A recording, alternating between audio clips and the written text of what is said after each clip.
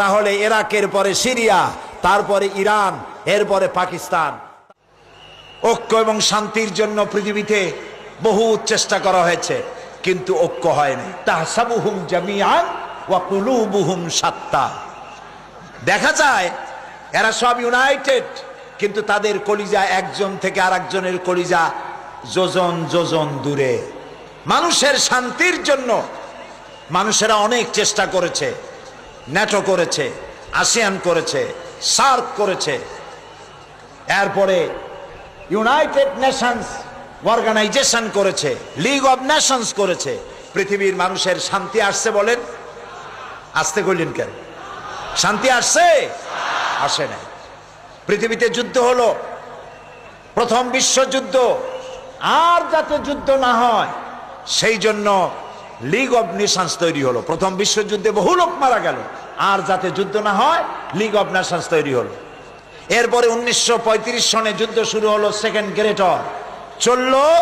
এই যুদ্ধ 1945 সন, একটানা 6 বছরের যুদ্ধে লক্ষ লক্ষ মানুষ মারা গেল, কোটি কোটি বনি আদম ক্ষতিগ্রস্ত হলো, হাজার হাজার বিলিয়ন মিলিয়ন ট্রিলিয়ন টাকার ক্ষতি হলো বিশ্ববাসী। আর যাতে যুদ্ধ না হয় সেজন্য তৈরি হলো ইউএনও, আকওয়ামে মুত্তাহিদা, যেটাকে ইংরেজিতে বলা হয় ইউনাইটেড নেশনস অর্গানাইজেশন। এদের কাজ হলো পৃথিবীতে যুদ্ধ বিগ্রহ না হয়, গরিবদেরকে বাঁচানো, ধনীদের বড় বড় দেশগুলির হাত থেকে ছোট ছোট দেশগুলিকে যাতে রক্ষা করতে পারে আক্রমণ থেকে। মানুষের ইজ্জত হুরমত, তাদের স্বাধীনতা সার্বভৌমত্ব হেফাজতের গ্যারান্টি দেবে জাতিসংঘ। আমি প্রশ্ন করছি, এই জাতিসংঘ পৃথিবীর মানুষের জান মাল, দেশের স্বাধীনতার হেফাজত করতে পেরেছে?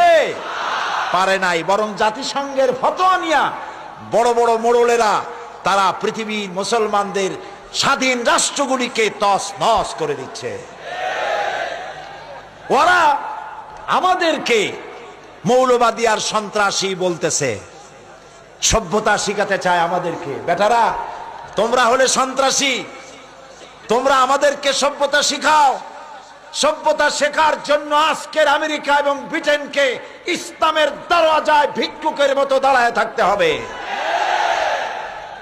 আর যে আমেরিকা আজকে মুসলমানদেরকে শিখাইতে আসছে, এরাকে কি কাজ করেছে তারা? আল গরিব জিন্দানখানা, আল গরিব কি কারাগার, এই কারাগারের ভেতরে মুসলমান কয়েদিদেরকে উলঙ্গ করে তাদের মুখের উপরে পেশাব করেছে। মুসলমান কয়েদিদের গলায় কুত্তার বেল্ট পরাইয়া তারপর রাস্তার উপরে টেনেছে। এগুলি কি বানায় বললাম না? ঠিক বলেছি? এগুলি সত্য কিনা? সারা দুনিয়া সাক্ষী, এ কাজ তারা করেছে।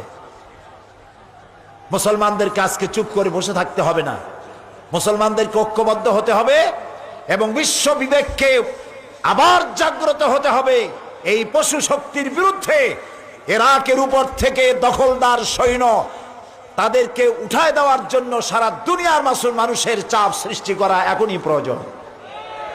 এটা যদি না করা হয় তাহলে ইরাকের পরে সিরিয়া, তারপরে ইরান, এরপরে পাকিস্তান, তার দৃষ্টিতে আমেরিকার দৃষ্টিতে পৃথিবীর সব মুসলমানেরা সন্ত্রাসী। আর শ্যারন নাকি শান্তির পায়রা।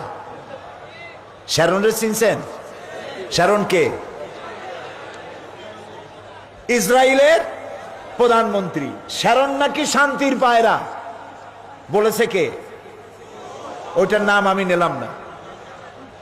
এ নাকি শান্তির পায়রা। তা আমি বলেছি, শ্যারন যদি হয় শান্তির পায়রা, তাহলে বিশ্বে অশান্তির শকুন কে? প্রতি মুহূর্তে তারা প্যালেস্টাইনের মুসলমানদেরকে বুলডোজার দিয়ে তাদের বাড়িঘর ধ্বংস করে দিচ্ছে, তাদের মানুষগুলিকে মেরে শেষ করে দিচ্ছে, স্বাধীনতার স্বপ্ন মাটির সাথে মিশিয়ে দিচ্ছে। ইয়াসির আরাফাত আজ পৃথিবীতে নাই। সারা দুনিয়ার শান্তিকামী মানুষের, মুক্তিকামী মানুষের প্রাণের স্পন্দন ছিলেন ইয়াসির আরাফাত। তিনি চলে গেছেন পৃথিবী থেকে। আমরা আশা করব আল্লাহ তাআলা সাহায্য করবেন ফিলিস্তিনিদেরকে, আমরা যেন দেখতে পারি অভিশপ্ত ইহুদিদের হাত থেকে প্যালেস্টাইন আল্লাহ মুক্ত করেছেন।